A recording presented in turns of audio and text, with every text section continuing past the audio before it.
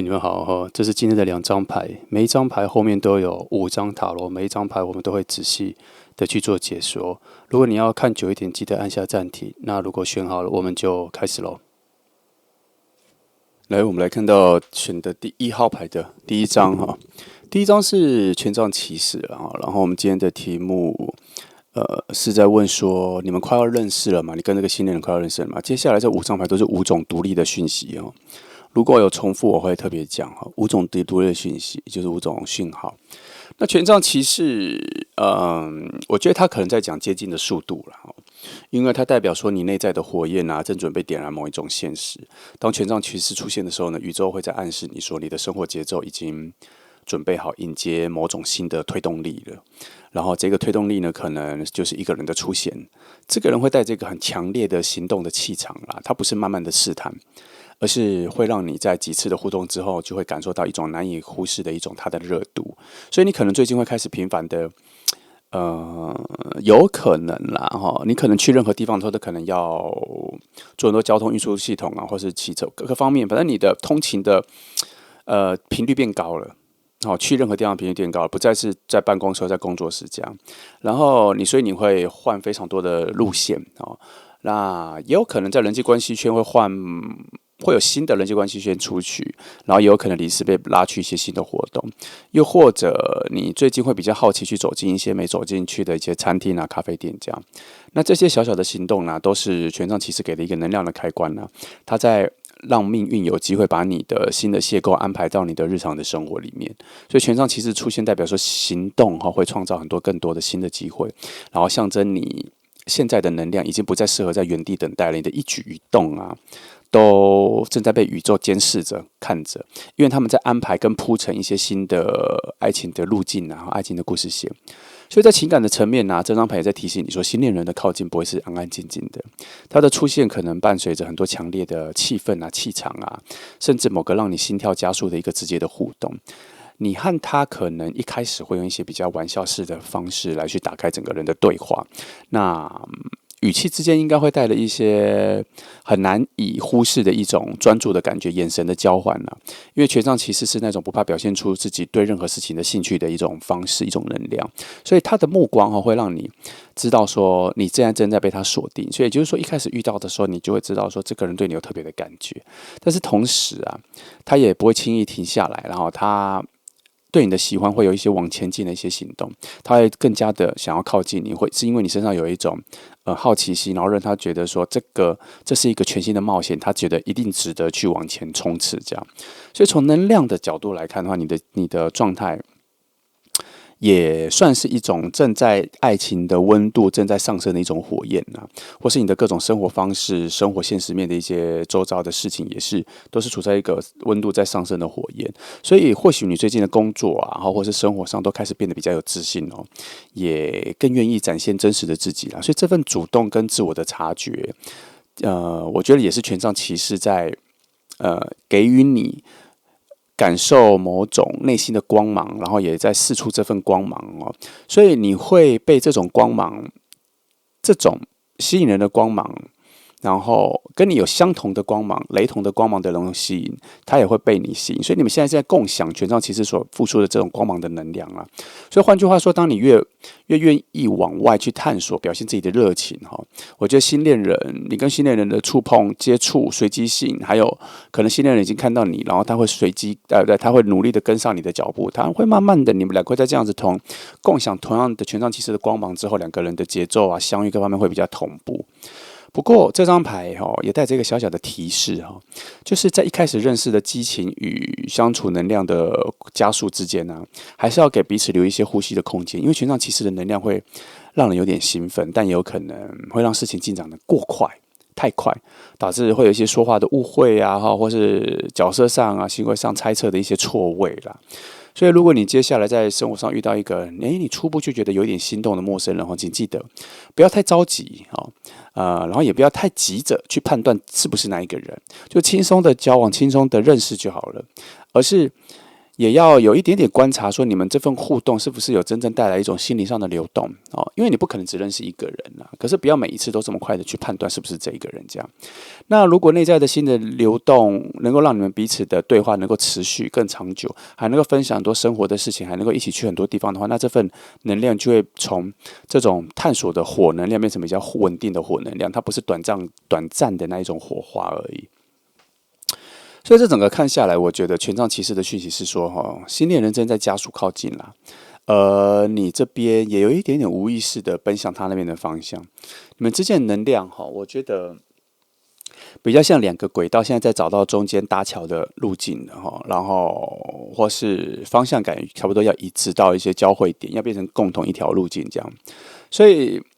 他有一些现况，就是可能临时要去哪里呀，然后临时朋友帮你引荐一个餐会，推你去拉你去一个餐会，这样这些都处在一种原本的拒绝上，然后可是都是意外发生的一些巧合的状况。所以权杖骑士出现的时候是在告诉你说，不要太快的觉得不会有任何人靠近你。权杖其实在讲的是说，这个人就在那个路途上，可是重点是你要用更开放的心去接近更多的随机性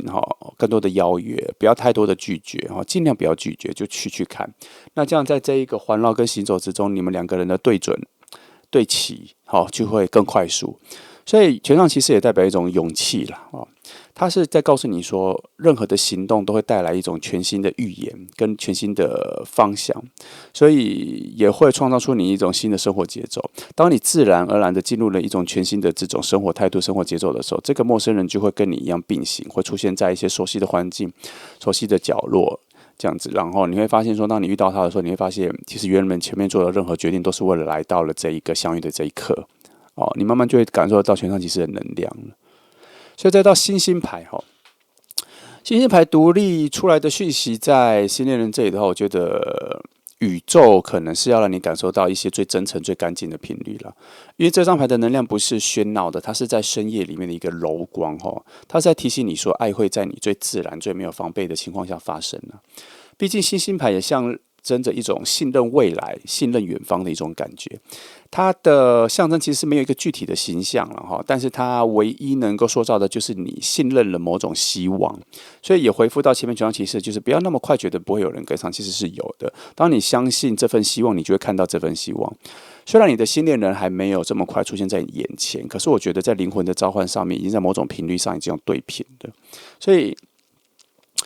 我觉得星星牌在提示你啦当你重新相信爱情将要出现的时候，然后就在你经历一段你怀疑自己是否被爱的时间之后，然后也有可能在长期的忙碌之后，然后忘记了怎么跟人连结。所以星星牌在这个时候就会提醒你说，你要开始重新看见自己的温柔跟诚实，还要相信爱，因为宇宙会让你遇见爱它的存在感。因为爱不是自己去寻找去追出来的，它是你自己内心去显化出来的。你的意识相信之后，它就被显化出来，它会透过你内心的相信，然后去呈现出你的状态，呈现出你的气息，然后会引申出到你的笑容。你的笑容是不怀疑的，那附近周遭的能量就会确定你是可以好奇的，你是可以靠近的。所以星星牌说的不是一种浪漫的剧情它其实在告诉你说，当你连远方的希望都相信的时候，那就表示你内心是准备好的，这个平静的能量会吸引到对的人所以星星牌的光，我觉得他这边讲的光是，他也是在吸引同样跟你渴望这份感觉的人。所以你的新恋人可能不会用很夸张的方式进入到你的生活，而是以一种让人比较安心的气息靠近所以你可能会在工作上遇到他，然后会议上一些交流合作上遇到他，或者是在朋友之间一些简单的交流里面找到一些普通的共鸣，然后产生更深的共鸣，然后遇到他，或是可能在讨论刚认识的朋友里面，在讨论一些题目电影音乐的时候，突然发现你们两个有一些出奇的默契然后这些都不用解释太多，好像彼此都能够接住彼此没有讲出来的话，然后他也感受到你语境的节奏。我觉得这个就是星星牌的光的能量的连接它不需要靠很多很抓马的东西，它只要依靠灵魂的辨识就可以找到这个人。所以这张牌同时也在对你说你要让自己成为那一个发光的星星，让别人找到你，成为那一个大家所渴望的希望而不要都等着别人来照亮你。所以你最近的生活可能会处在一种你想要重新定义自己是什么的阶段，那就重新定义。你可以开始有自己的新目标，可以有新的计划、新的创作。新的灵感，新的方向。然后或是单纯的只让你的生活变得比较有温度，换家具，买新的植物，换一些颜色，这样，这些都是我觉得爱情要出现的一些前奏曲了，序曲。所以因为当你专注在自己的光芒的闪烁的时候，宇宙就会自动把你调频到将要发生的缘分的那一条路径，去找跟你对齐的人，让对的人能够在最靠近你的时候被你吸引。因为星星牌的另外一个意涵就是有疗愈、有真诚嘛，所以这也在提醒你说，在迎接新恋人之前啊，其实你不用急着让自己变得很完美，你只要诚实的对当下的自己的情绪是有爱的，然后仍然对你过去的一些影子啊、害怕啊、失望啊，那重新释怀。因为星星牌在告诉你说，你的心啊，其实已经随时随地都在被修复了，只是说你要把它修复到比较亮的光芒，还是普通的光芒，要看你自己内心爱的那个饱和度，你相信爱的那个程度，相信爱会再出现的那一个能量的深度。所以新恋人不会是你整个能量匮乏的时候逃避或依赖的一个出口啦。其实这里星星牌是在告诉你说，宇宙只有在你准备好面对新的未来的时候，才会给你一些对的回应。所以我们要说星星牌给的整个讯号的预兆的话，其实它是要告诉你说，你在你的生活中的平静里面找到自我的喜悦的时候，这份吸引新恋人的能量就会散发出去。然后，当你也不再为自己的过去啊各方面在过度焦虑的时候，好好的享受当下的自己的时候，这个星星牌的能量就会为你找到新的门、新的方向。因为你的能量会变得很透明，然后很吸引人，然后这份透明会让新恋人很容易在他的视野里面就看到你往你这边走来。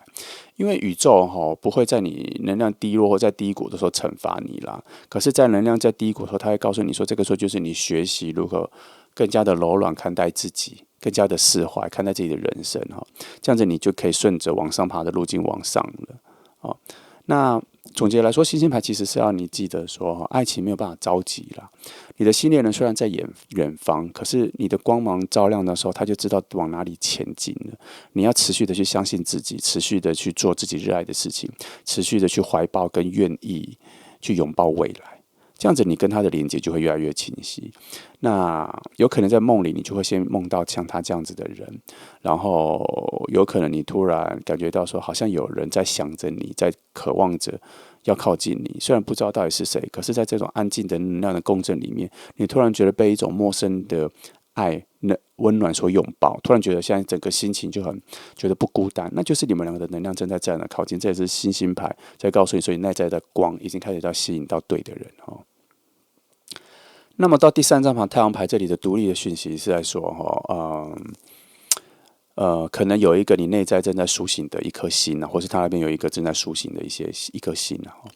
因为新恋人的讯息在太阳牌里面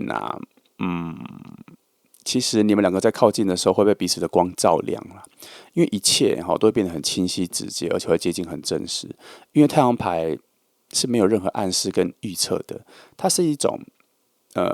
你绝对会遇到那个会懂你的人，而且你会在这个人身上得到对你的很多的肯定。因为太阳牌是宇宙正在对你的回应，他回应说你准备好了迎接爱了，世界就会让你被新恋人靠近。因为太阳牌是一种把所有东西都照得很清晰的一个绝对的正能量了，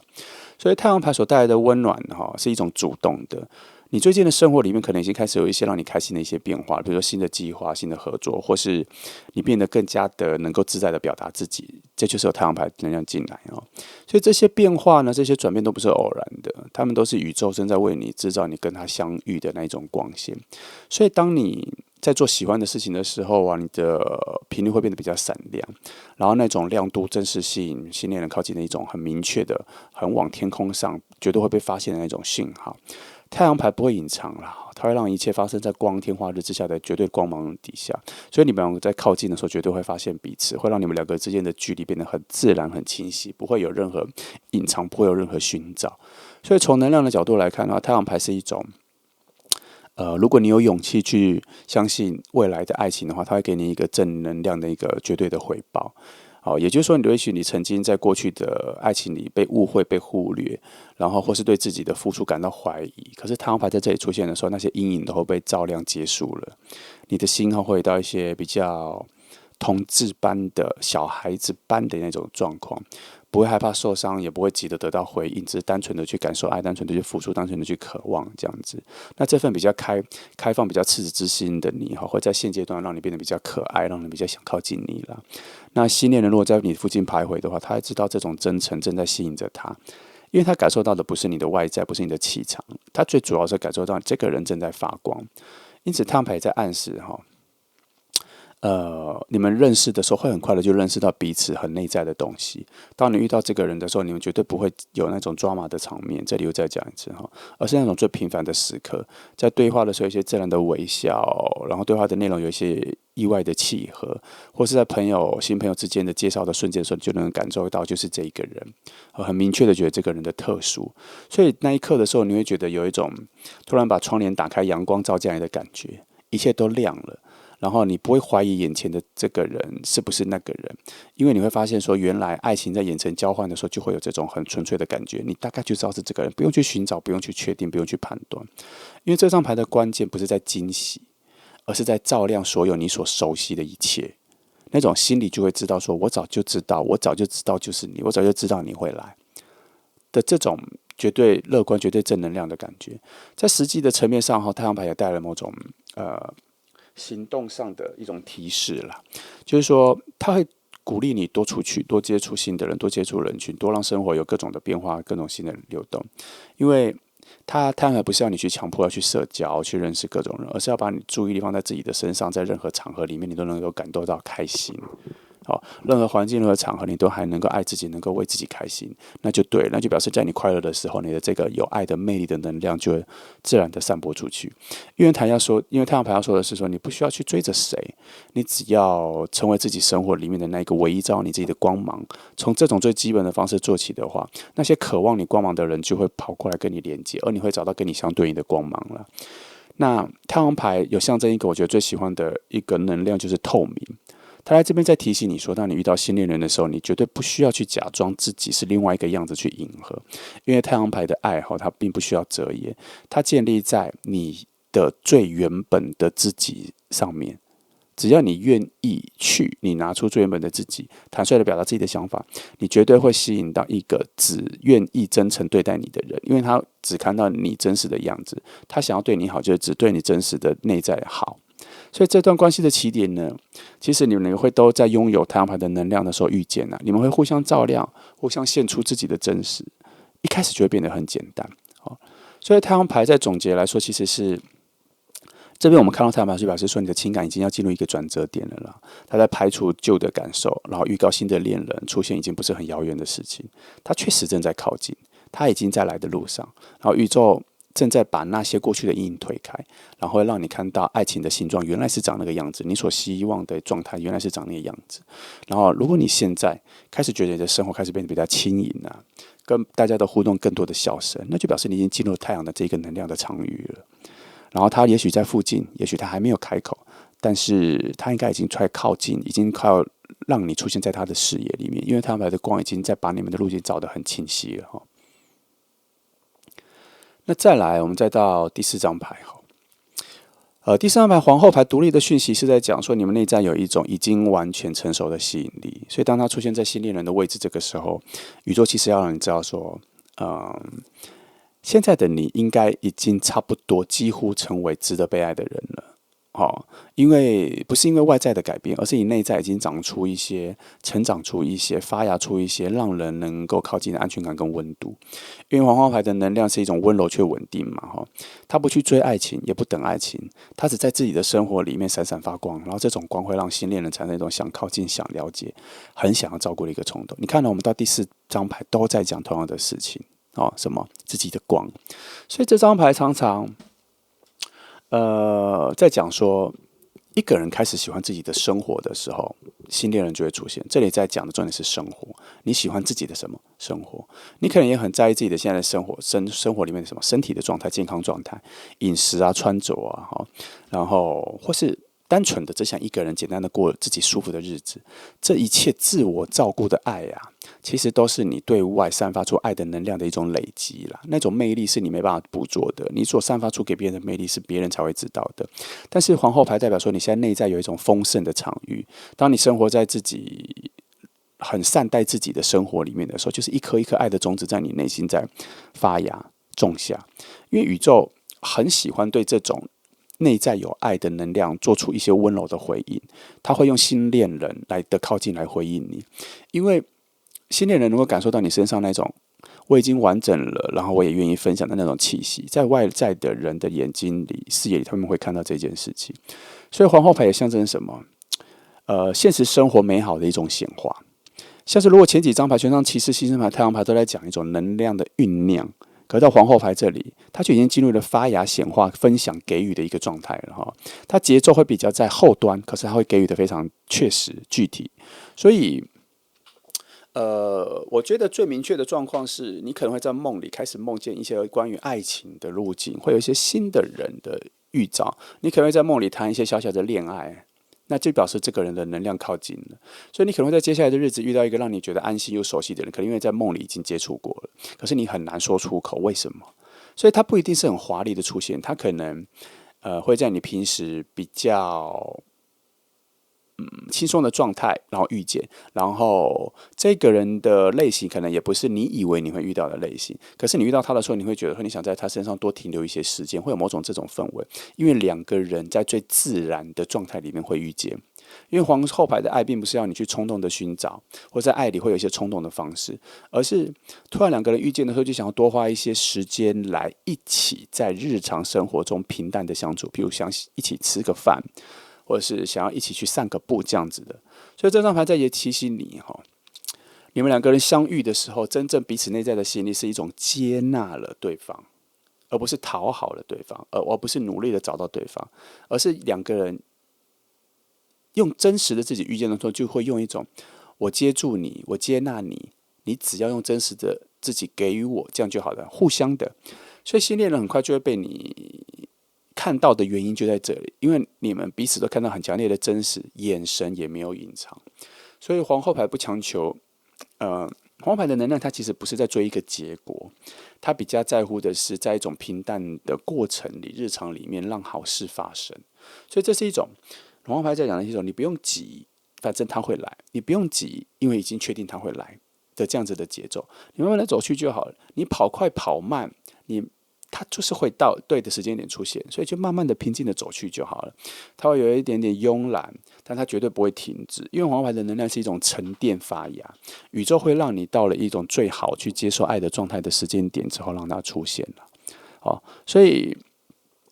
在实际的生活里呢，皇后牌可能也暗示说一种缘分的呈现的一种时机点、事件点，可能就是一次跟朋友相聚的舒服的聚餐，它就出现了。或是一个你静营的、休息的、安静的，待在那边看书或是玩手机，都可以躺着、坐着的空间里，没有任何事。也许是饭店的 lobby，或是任何地方，一个路边的那个椅子，或是可以坐下的地方就坐着，这样也叫做舒服的空间。它就会让你在一种比较放松的一个状态里面的时候，它有可能就这样子出现，用一种我们完全无法预测的状态出现。可能就只是注意到你想跟你讲话，也有可能到这种最低线的状态都有可能哦。因为新恋人在皇后牌的能量里面，它会出现在一种你最没有防备、最舒服的状态里面。因为你一定要放下我一定要遇见谁的这个念头，宇宙才有空间让那个人进来。记得，如果你有听到这一句，我要重复再讲一次，这个是非常重要的，我们都要学会。如果你真的希望新恋人出现，那你要首先放下你一定要遇见谁的这个念头，你只要知道你好，他就会来，这样就好了。所以你要着重在你要好，你要变好，因为宇宙才会知道说你好了，你已经释放了空间，那能量就会让它靠近，是要这样子哈。因为皇后牌的讯息，它是关于一种情感成熟，这我们一开始就讲，你对于这个念头成熟了，你不怕被爱，你不怕没有爱，你不会失去自己，你不怕会失去自己，因为你有自己。在这份感受上，意味着新恋人会被你这一个稳定所吸引，宇宙也会在新恋人靠近之前确定你有这种吸引力，你知道怎么慢下来，你知道爱情是慢慢植物生长的一个过程。一旦你明白了这个概念之后，宇宙就知道确定了你的所在，它就会让好的能量出现在别人，你的能量出现在别人的视野，而好的能量就会靠近。所以皇后牌其实要你记得啦，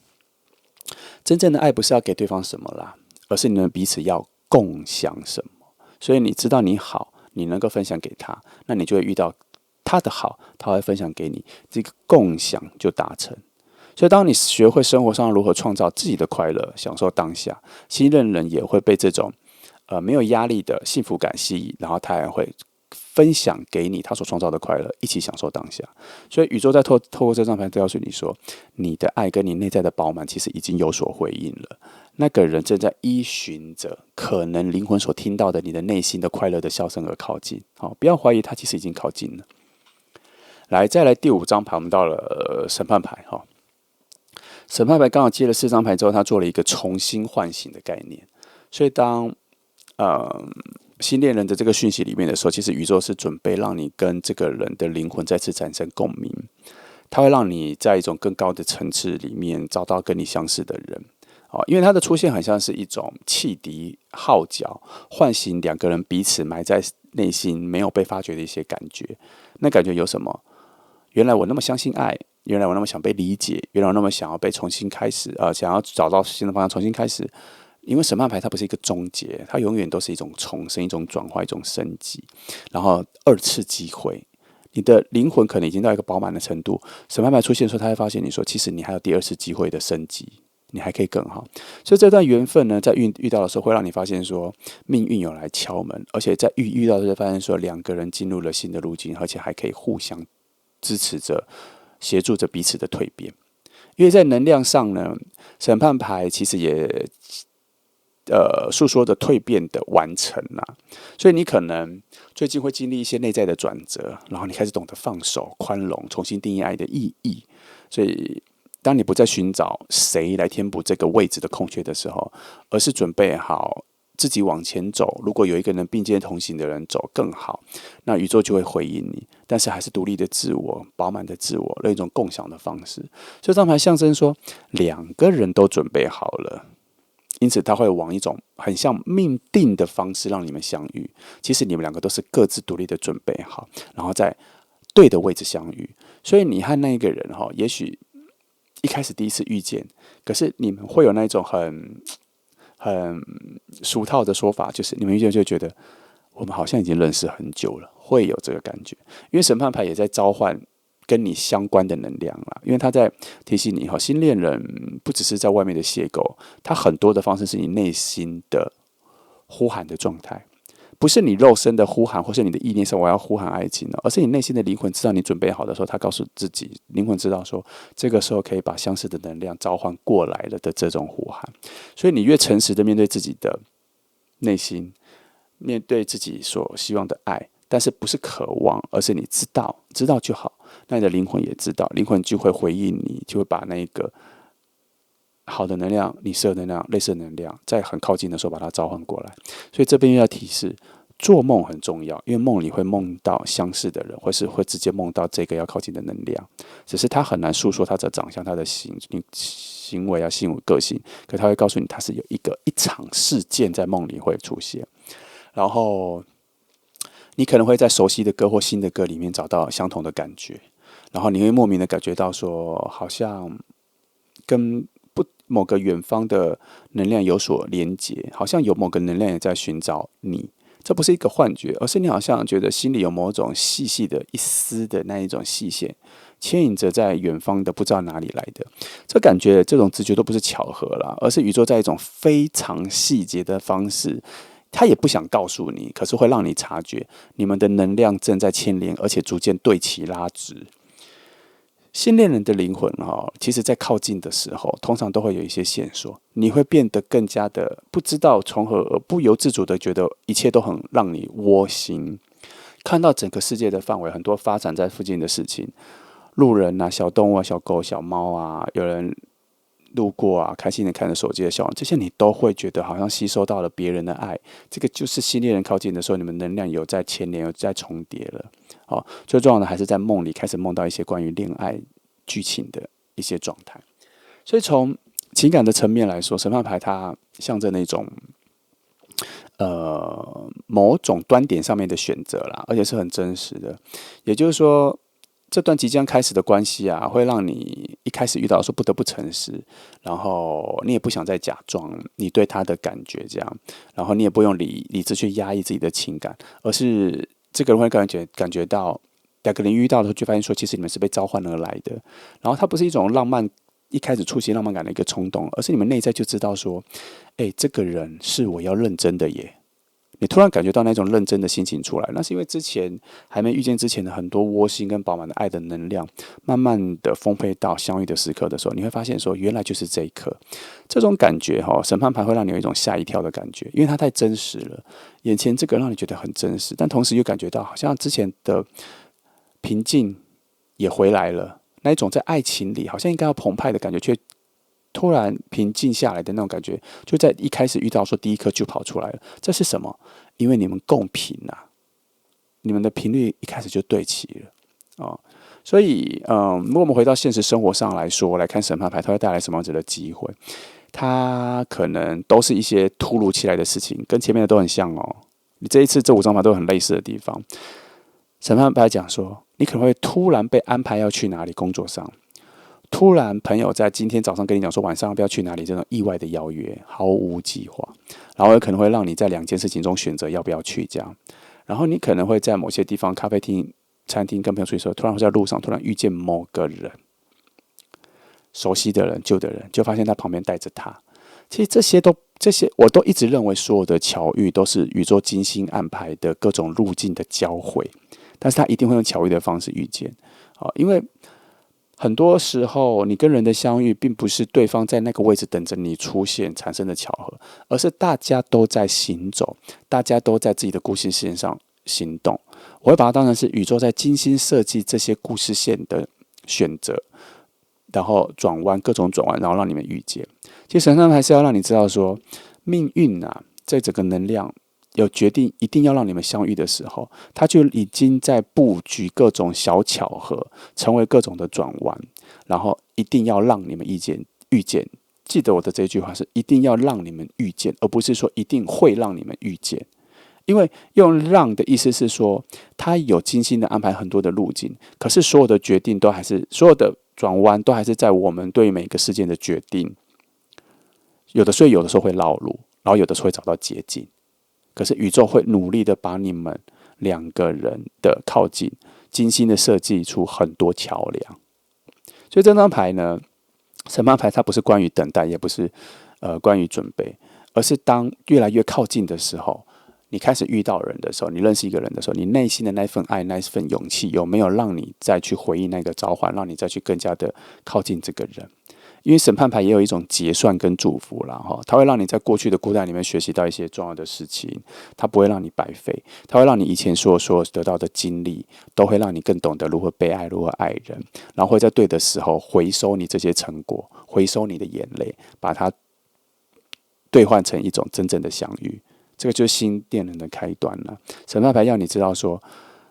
遇到的时候都是以前所有东西所换来的，你的内在的灵魂的提升之后，要遇到跟你差不多灵魂等级的人。所以你只要准备好了，你只要愿意期待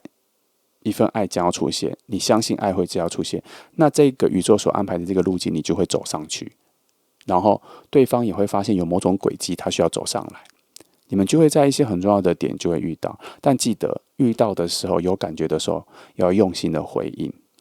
好，那这就是第一张牌的第一个选牌的5张牌哈。那虽然说是5个独立的讯息，但是我发现其中的关联很相像，你应该有听出来哈。那我们就照这个轨迹往下走，就会遇到它了。好，那就谢谢你来听哦。那祝福你们。来，我们现在来看到选到第2张牌的第1张哈。第1张是金币10啊。好。以今天的题目来说的话，金币10象征着爱情即将落地成真、具体呈现，所以当它出现在新恋人的讯息里面，说代表这段等待已经不再是想象了啦，而是要进入一个现实具体显化的一个阶段哈。宇宙正在安排具体的一个相遇的环境，可能是一个工作场合啊，或是我想想一些合作的画面啊有出现哈，还有一些共同兴趣的一个社群，或者你参加一些课程，对，所以甚至是也有可能是家人跟朋友介绍的一个连接啦，因为金币石的核心讯息就是一个稳定的建构、很稳定的结构，已经布满了，它的基底都打好了，这样，所以它预告着新恋人的出现后，不是一个短暂的暧昧了，而是有机会发展成可以在生活里面互相包容、互相容纳的一份稳定的生活关系。所以这张牌出现在一个逐渐建立起自己世界的时候的你，你可能已经找到自己的生活的节奏，有可能已经有新的规划未来的一个方向，甚至金钱呐、事业的收获啊，现实各方面都已经进入到比较稳定的时候，它就会比较容易出现。那这些努力呢，不只是为了要让你所要显化的一个现实变得比较顺利了，也是要为了一个未来爱情的那个生活做一个打底。所以金币石在提醒你说，当你现在开始生活感觉到比较稳固的时候，爱情自然就会来。到你附近找到进入你生活中的那个入口跟那个门，所以新恋人不会在你很混乱或是很焦虑的时候出现哦。好，记得这一组2号牌的时候，它不会在你混乱跟焦虑的时候出现，而是在你开始觉得说我已经能好好的照顾自己这个阶段的时候，它就会进来。因为宇宙知道说你内心很需要足够的安全感，而对方会也是跟你一样是重视安全感的人，所以要在这份安全感都比较饱满的时候，爱情才会落地，才会降落。那金币石也象征某种两个人互相能够呼应对照的一种共同价值的出现，所以这个人可能在你各种生活方式啊、人生观或是金钱观上面都跟你非常相似啊，理念上也都跟你非常相似。他不一定是需要很强烈的浪漫去张扬说这是一份爱情，可是他需要在这份关系里面感觉到非常高度的稳定跟很现实感。所谓的现实感不是说对事情很现实啦，而是说他必须要有一种很扎实的生活感，所以你们之前的连结可能不会是一开始一见钟情而是慢慢的相处，慢慢的累积到某种信任，可能是工作的伙伴，也发现彼此的优点，这样发现是可以一起生活的人。那这份相遇呢，才会有它的就是它的基底才会出现，因为金币石作为第一张牌哈，所以。我觉得你们的相遇一开始可能就是一个简单舒服的聊天，然后有默契，价值观很相同，然后慢慢的在聊天的内容里发现非常多的共识，然后才会有一些新的一些想法是说这个人可以生活在一起因为金币石它不是一个很华丽的开场啦，但是他会慢慢的在相处里面发现说眼前这个人是可以一起变老的。好，所以从能量的角度，金币石是一个丰盛的收获与循环，它象征你终于可以开始在给予之中也得到相同的回报。也许你曾经在过去的关系付出太多，然后常常被忽略，但是现在宇宙知道了你的努力，要给你一个真诚的回报了啦。所以新恋人的出现会在我觉得你们两个会在能量非常对等的时候产生一个连接，然后你们一连接到的时候，其实不需要去证明自己是值得被爱的，因为你们已经拥有被爱的那一个表象了，很容易就发觉，然后一开始认识的时候就会被确定了，所以你们很容易在一开始遇到的时候就发现彼此的温柔，然后在聊天的内容可以发现彼此过往的努力，然后现在已经到收成期了，所以。这份爱情在遇到的时候，你会发现一开始相遇之后都变得很简简单单、很轻松，因为你们不必再特别去扮演谁，或者去强调自己的优势，而是在轻巧的、轻易的、自在的做自己的瞬间，就找到跟你对等的人。因为金币石它一开始出现，它也有一种家的概念啦，它其实精神上的那个安定呢，在你们遇到的时候就会确定起来了，然后会发现朋友圈啊，一起生活的一些习惯，然后还有可能连每天几点起床、几点睡觉的这个节奏感都非常相像，因为。它会让你们一遇见的时候，就发现说两个人的关系好像可以立即扎实的在现在这个位置成长，然后你也会很惊讶的发现说你们这份关系没有什么太多的冲突，而是充满了一种简单，然后会让你开始怀疑说爱情可以这么简单吗？没错，它就是可以这么讲，因为你们找到非常能量非常对齐的人啦。那这张牌有一些小提示就是当爱情开始的时候。那记得要接住因为还是你们两个人还是有自己个人的习惯，可是慢慢的相处就会发现说，其实两个人习惯是可以融合的，然后在两个人原本的习惯里面还可以增加一些对彼此的爱情的付出与分享。那慢慢的就会想找到如何照顾到对方的方法了就算即便陌生不同环境都没有关系，因为金币石会打开你们两个人为彼此付出做一些事情，在生活中制造一些双向的滋养的能力，你们就会跑出来了。那与其说两个人会互相依赖，我觉得两个人互相信赖的程度会比较高。那慢慢的爱情就会在土能量之外慢慢的流动出来，因为它必须要滋养，它还是有一些爱情的能量会进来了。所以我觉得金币石它给你的讯息是说，它已经在你的那个爱情的门口了，新恋人没有在非常远，他就在附近哈，他会在生活的日常里面慢慢的就会跑出来，然后你就准备迎接他吧哈，然后记得他一开始出现的时候不会立即被你发现说他是新人，可是你发现他跟你相处起来各方面三观啊哈，各方面生活的方式节奏感都非常相近，基本上以生活现实的角度来说，他跟你会非常的相似了哈。然后我们看到第二个独立的讯息，记得这五张牌是独立的征兆、独立的讯息，它有的时候会重复，会很类似，那就表示那个要被加强。那我们看到第二张牌是隐者的逆位，隐士牌的逆位。隐士牌本来在正位的时候是进入一种孤独自我探索，可是它到逆位的时候是走出孤独。所以当我们在问到这个新恋人的讯息的时候，表示说你已经待在自己的世界太久了。也许是忙于工作啊，或是沉浸于自己的自我探讨身心灵的一个探讨提升这样，所以你会觉得慢慢会开始觉得自己好像没有人真正理解你。然后这张牌隐士牌的逆位，其实在说宇宙其实现在在告诉你一个小小的提示其实啊，你不用自己一个人去寻找，慢慢有一个跟你类似的人正在靠近，可是你自己的心门要先打开，去放开看一下旁边的人、靠近的人、陌生人、新进来的人、新的角色这些因为隐士牌在正位的时候象征某种很深的沉思与内省啦，但是在逆位的时候意味着说你该回去人群里面了。你可能会发现自己最近开始有点渴望跟人有些连接，如果有就赶快去追寻，因为他不一定随时都会跑出来然后可能会有一些很意外的邀约，好像旧朋友、新朋友开始约你，就赶快去，因为你现在的能量还蛮需要从新的对话、新的聚会、新的环境里面，让新恋人在这些位置里面跟你连接到，你无法再自己孤单下去，因为你自己在孤单下去，虽然你自己内心身心灵干嘛的提升，可是你对外在的连接、新恋人的连接就会变得非常弱。那宇宙在这边隐士牌的逆位在告诉你说，你虽然学会了如何跟自己相处，可是现在的阶段的功课是你要学会去跟新的世界、新的人共享、分享你的成长。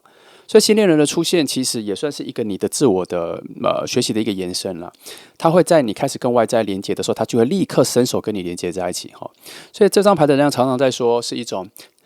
几乎是被看见的转折，就是说你一个人在自我探索的时候，如果你回过头看，其实发现说后面有好几个路口在等着你。所以过去的你可能一直在扮演这种倾听其他人的角色啊，然后一直往自己内心去消化，也许还会内耗。可是现在这个阶段，它到逆位了，其实就是告诉你说，这些你的收获必须要拿出来分享，给予别人更多的力量，让你自己去靠近大家。因为隐士牌的逆位在提醒你说，你再把自己藏起来的话，那你会慢慢的意识到，你只是在假装冷静跟假装理智啦。但是你反过来往外走，其实你是在把这些收获跟你的内在的那些脆弱、真实的、真诚的、多样的、立体的、真诚的展现出来，让真正会吸引你的、被你吸引的人看见。而且还会接住。所以隐士牌的逆位有一点点在说，你总是在思考自己的成长，可是现在应该要回到要感受自己的阶段了不要只是用理性的方式，你应该用感受的方式感受你的存在。那之前花了太多时间分析这一切，分析自己的成长，分析自己的沟通，各方面的想要自我提升，都用太过理性的方式去思考。可是现在他希望你暂时放下这个理性，因为爱情啊，它不是逻辑题，它不是逻辑面的，它是一个能量内在灵魂的共鸣。所以当你放下很多的事情的原则，爱情里的该不该、值不值得、要不要的时候，其实你都忘记你的感觉，就是其实你只是在感觉舒不舒服、顺不顺畅、自不自在。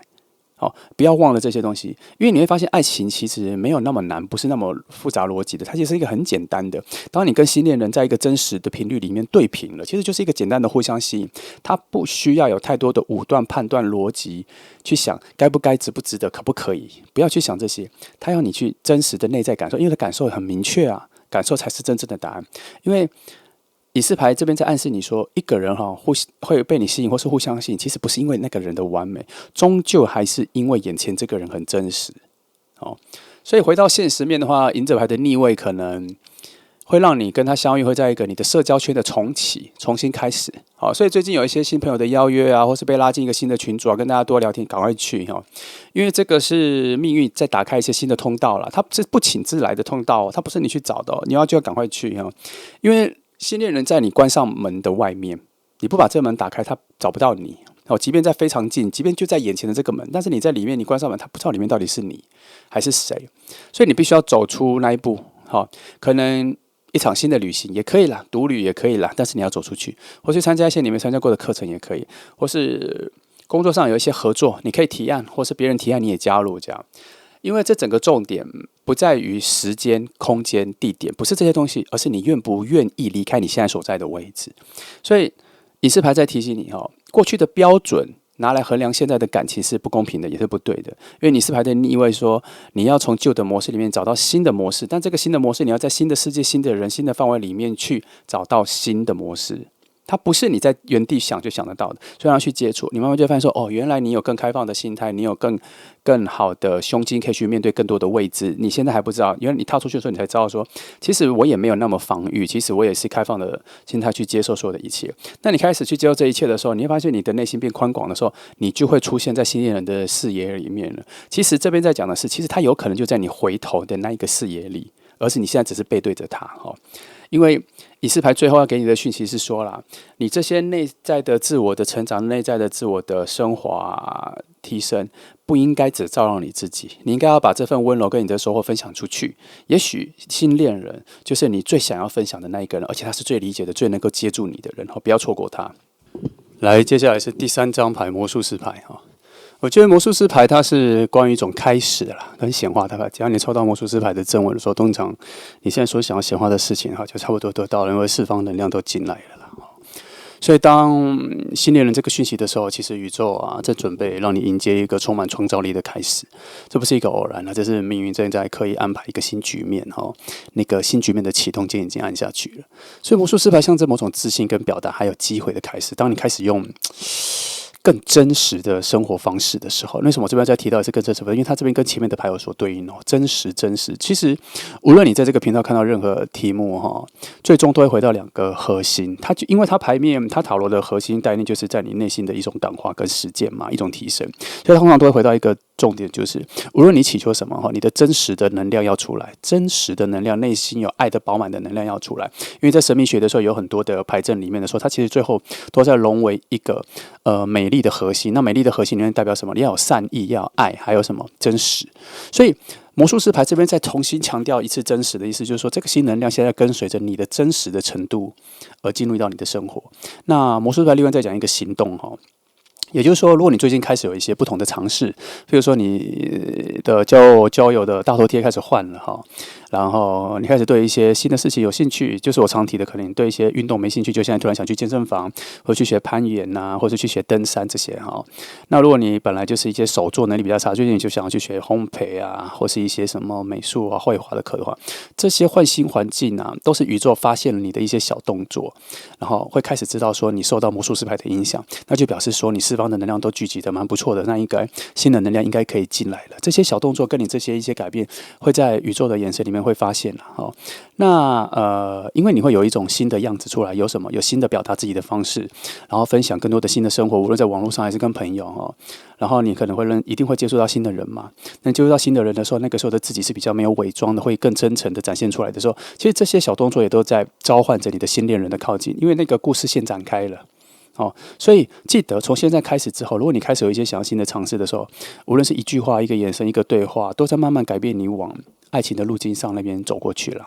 因为魔术出来的能量最大的叫做什么？它在显化你心中具体所在想象的那个东西，它要具体呈现了。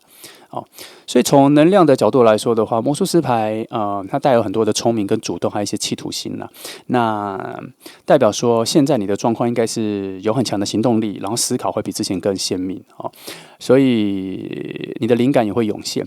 同样的，对方有可能跟你差不多，然后如果讲到工作上的话，他可能也有一些是创意的要需要很多灵感的工作创造型的。然后如果人与人之间的话，他是善于去跟人去做搭桥的咨商的解决别人的一些情绪上的问题的。还有他有可能是教学的，因为他要面对不同的人，他知道要怎么去面对不同的人，有各种的方式。他是一个灵感涌现的人啦，所以他的工作应该都跟这些有关系所以当你出现在他面前的时候，你勇于展现最真实的自己的时候，他会明白你是谁，他会看得到你的特质，然后他会知道说你是很真实的，然后2个人在遇见的时候就会互相点燃那个真实的一面，然后很快的就会推进你们2个人的关系，速度还蛮快的。再来魔术师牌同时也要提醒你不能说提醒啊，我觉得应该说提示，因为我们都知道，我们只是有的时候会忘记。他在提示你说，其实人跟人的相处，真实之外，还有坦诚的表达是最强的魅力。他不是在要求你说要用这方式去，他是魔术师牌在告诉你说，坦诚、诚实是最好的魅力。好，相反的，如果你过度于操作、过度于美化自己、过度于伪装自己，其实人的人性跟直觉都会发现的啦。所以不要去试图用一些技巧去引起任何人的注意，你只要真实的表达自己就可以了。因为魔术师牌在告诉你说，我们真正的力量来自于我们的真实，说出真话，表达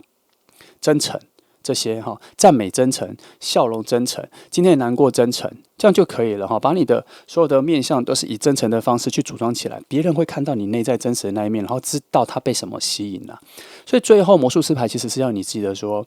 现在这个时候其实就是爱情会出现的一个时间。如果你真的有感觉到爱情在你附近的时候，记得不要犹豫，要行动，要去显化。行动，身体的行动会去显化你的梦想。所以这个时候你要去做，因为魔术师牌已经告诉你了，他可能就在附近，他可能会出现。你想去跟谁说话，你觉得谁感觉不错，要去跟他接触，你就去哦。因为当你决定开口，有一些真诚的微笑、真诚的表达的时候，爱情的路径就会发生。因为他有的时候不见得说你去跟 A 这个人讲话，这个人就是你的信任人，没有，因为有可能 A 你的信任人在 A 的附近，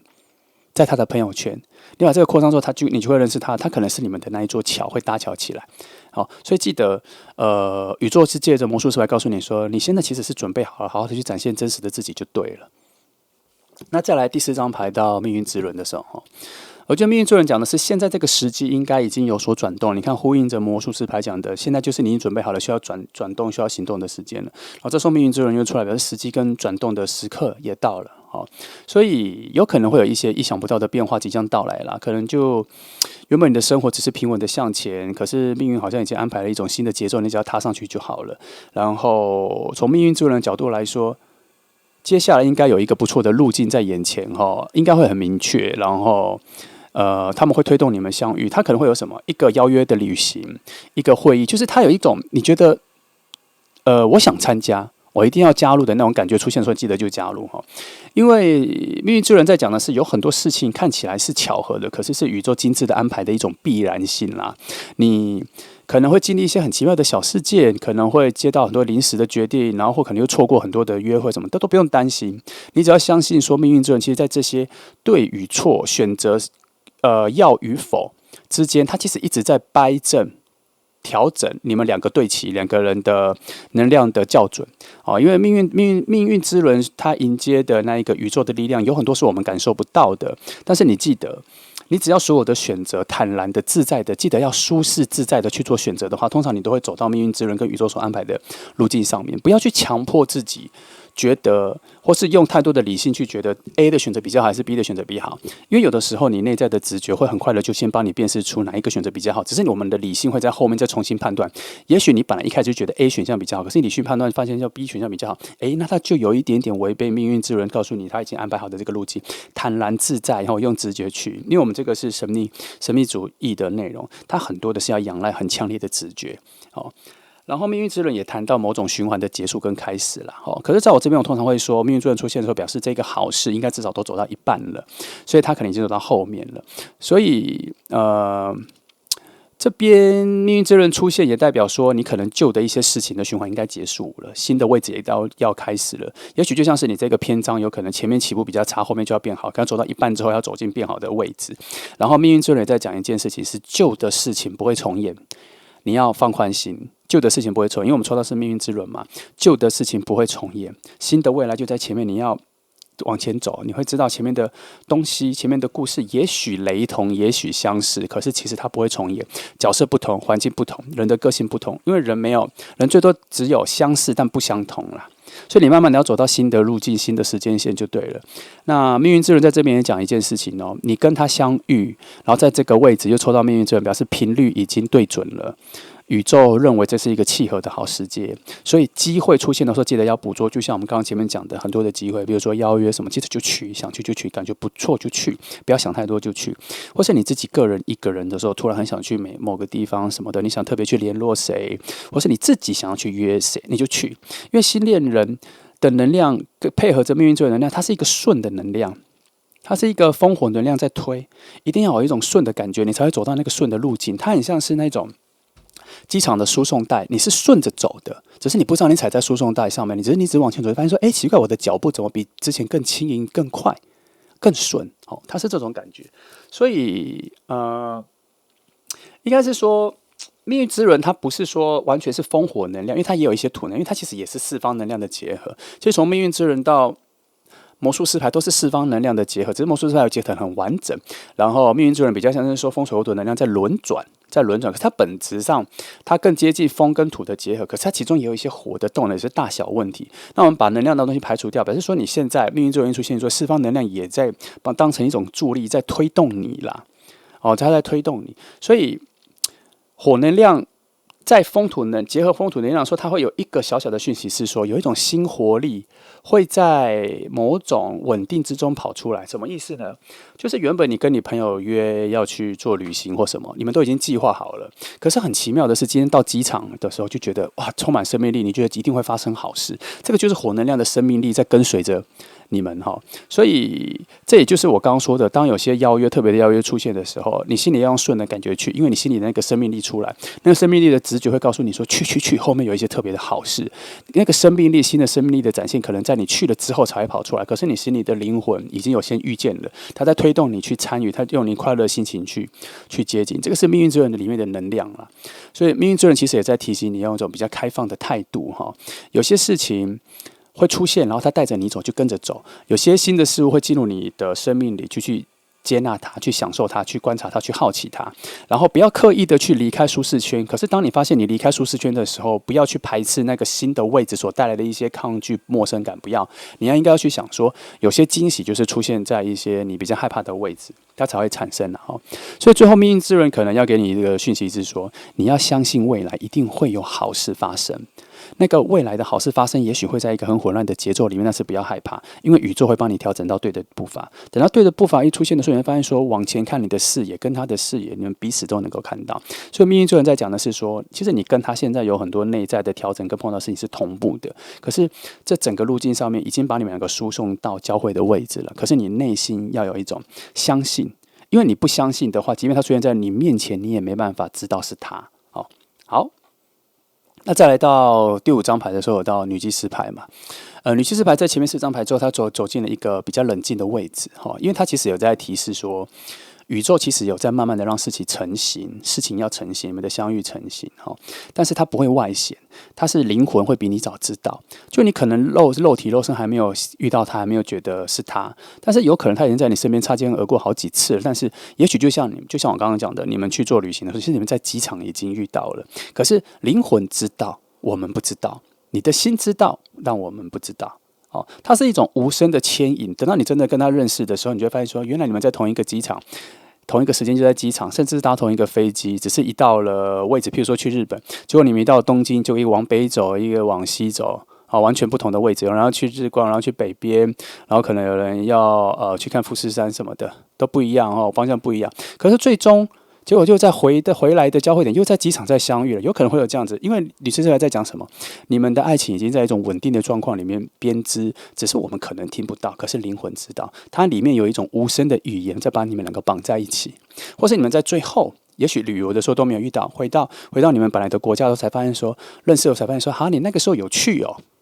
然后我们还坐同一班飞机哦，会有这种。凑巧也会出现，但是这种能量的连接是非常安静的。然后等到你们在未来或者任何时间遇到的时候，你才发现说，这种默契产生的时候，心里会有一种直觉是不是有什么关系、新的恋情要发生了？是不是有什么好的事情要发生了？然后是不是这个人就是我等待已久正在靠近的人？其实这些都不是幻想，而是你们的能量的接收，在之前就已经有在连接到了。所以女祭司牌在这边在提示说，其实你不要急着去用很强的理智去解释所有的巧合，或是频率，或是能量这个东西，不要特别去这样想。你只要知道说，你只要相信说，当你跟对的人有在对齐的时候，这个连接会慢慢的变清晰。只是它还没显化，它没有像魔术师牌显化的这么快，但是它会在慢慢的发酵，它慢慢的会发芽，它会在很多的事情里面，其实让你们两个交织串联在一起，等到你们最后认识后才发现说，原来你们本来在生活上、旅游上、行程上、各种安排上，其实你们这么近，